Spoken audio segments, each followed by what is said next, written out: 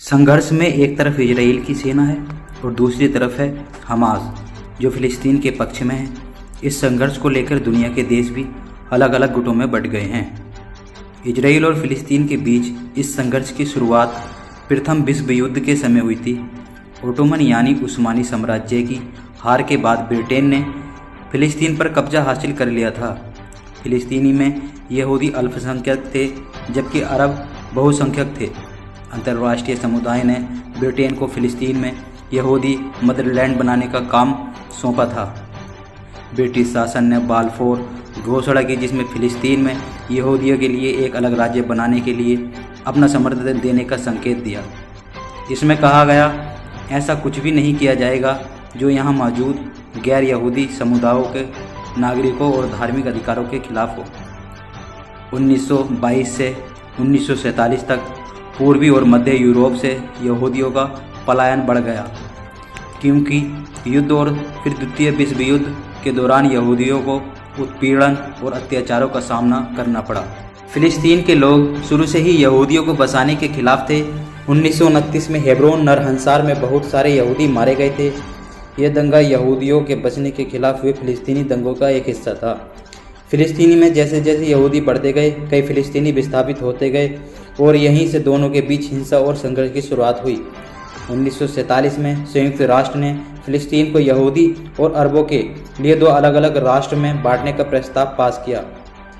यहूदी ने इस पर हामी भरी लेकिन अरब पक्ष ने इसे अस्वीकार कर दिया। ब्रिटिश शासन ने दोनों के बीच संघर्ष खत्म करने में नाकाम रहा और पीछे हट गया।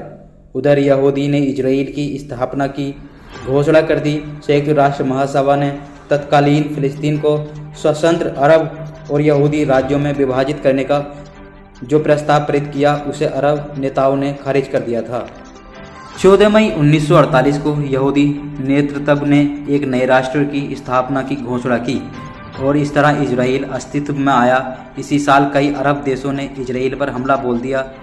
इस लड़ाई में फिलिस्तीनी लड़ाकों ने बढ़ चढ़कर हिस्सा लिया। इस जंग में यहूदी भरे पड़े। इजराइल सुरक्षा बलों ने 7.5 लाख फिलिस्तीनियों को इलाके से खदेड़ दिया और उन्हें पड़ोसी देशों में शरण लेने का मजबूर होना पड़ा। युद्ध अगले साल शांत हुआ और संयुक्त राष्ट्र की ओर से आवंटित क्षेत्र का ज़्यादातर हिस्सा फिलिस्तीनियों ने गंवा दिया। इजराइल के यहूदियों ने इसे स्वतंत्रता संग्राम कहा जबकि फिलिस्तीनियों ने इसे द कैटास्ट्रोफ या अल-नकबा कहा। 1948 की जंग में फिलिस्तीन का काफ़ी सारा हिस्सा इजराइल के कब्जे में आ चुका था। 1949 में एक अल्टीमाइटस लाइन खींची गई जिसमें फिलिस्तीन के दो क्षेत्र बने, वेस्ट बैंक ऑफ गाजा को गाजा पट्टी भी कहा जाता है और यहाँ करीब 20 लाख फिलिस्तीनी रहते हैं। वहीं वेस्ट बैंक इजराइल के पूर्व में स्थित है जहाँ करीब 30 लाख फिलिस्तीनी रहते हैं। इनमें से ज़्यादातर मुस्लिम अरब हैं।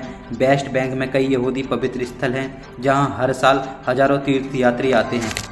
यरूशलेम विवादित क्षेत्रों के केंद्र में है। इसको लेकर दोनों देशों के बीच शुरू से ही ठनी हुई है। इजराइल, यहूदी और फिलिस्तीनी अरब दोनों ही पहचान, संस्कृति और इतिहास यरूशलेम से जुड़ी हुई हैं। दोनों ही इस पर अपना दावा करते हैं। यहाँ की अल अक्सा मस्जिद जिसे यूनेस्को ने विश्व धरोहर घोषित कर रखा है दोनों के लिए बेहद अहम और पवित्र है। इस पवित्र स्थल को यहूदी टेम्पल माउंट बताते हैं जबकि मुसलमानों के लिए ये अल हराम शरीफ है। यहाँ मौजूद डोम ऑफ द रॉक को यहूदी धर्म से पवित्र धर्म स्थल कहा गया है लेकिन इसे पैगंबर मोहम्मद का जुड़ाव होने के कारण मुसलमान भी इसे उतना ही अपना मानते हैं। इस परिसर का मैनेजमेंट जॉर्डन का वक्फ करता है लेकिन सुरक्षा इंतजामों पर इजराइल का अधिकार है। अल अक्सा मस्जिद परिसर को लेकर लंबे समय से दोनों देशों के बीच विवाद होता रहा है।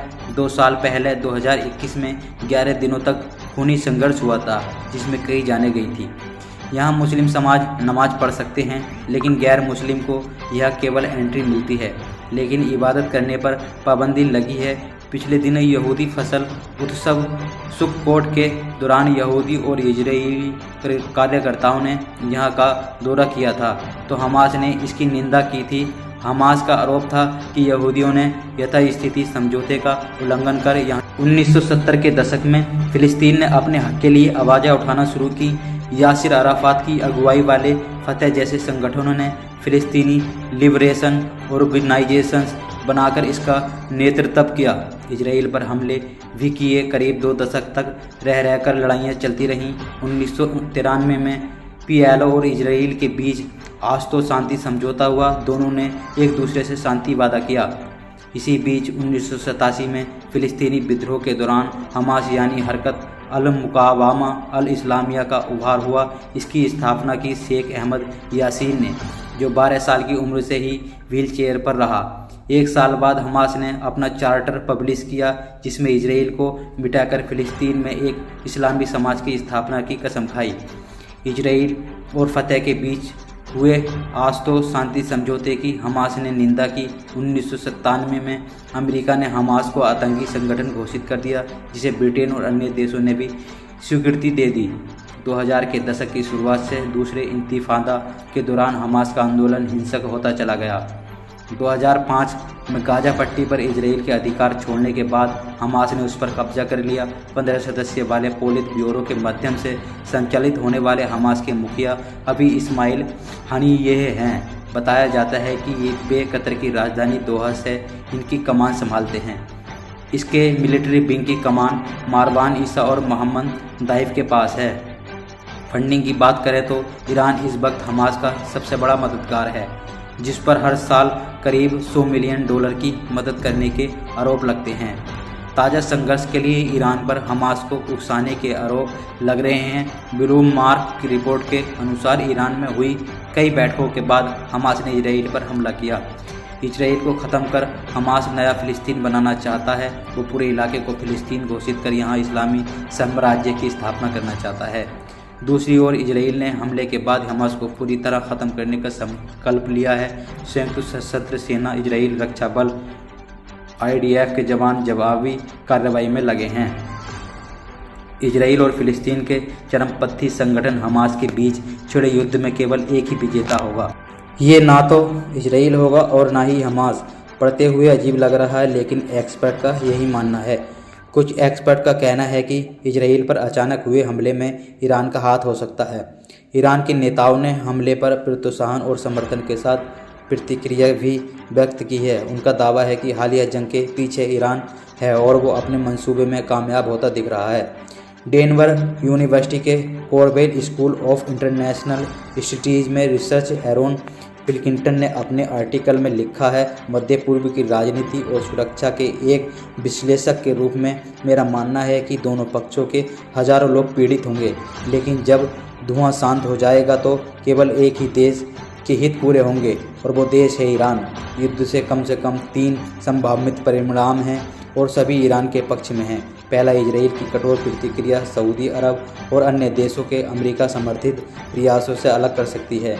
दूसरा, अगर इजराइल खतरे को ख़त्म करने के लिए गाजा में आगे बढ़ना ज़रूरी समझता है तो इससे पूर्वी यरूशलेम या वेस्ट बैंक में एक फ़िलिस्तीनी विद्रोह भड़क सकता है, जिससे इजराइल में अस्थिरता बढ़ेगी। आखिरी संभावना कि ये इजराइल अपने उद्देश्य को कम ताकत के साथ भी हासिल कर सकता है। वो तनाव बढ़ने की संभावना को कम कर सकता है, लेकिन इसकी संभावना नहीं है। ये दोनों पक्षों में बटी दुनिया, ईरान और यमन ने हमास के हमले का खुले और तौर पर समर्थन किया। वहीं दूसरी ओर Bharat, America, Britain, France, Italy, Japan जैसे देशों इजराइल के समर्थक में खड़े हैं। वहीं यूरोपियन ने भी कहा है कि इजराइल को अपनी संप्रभुता की रक्षा का अधिकार है।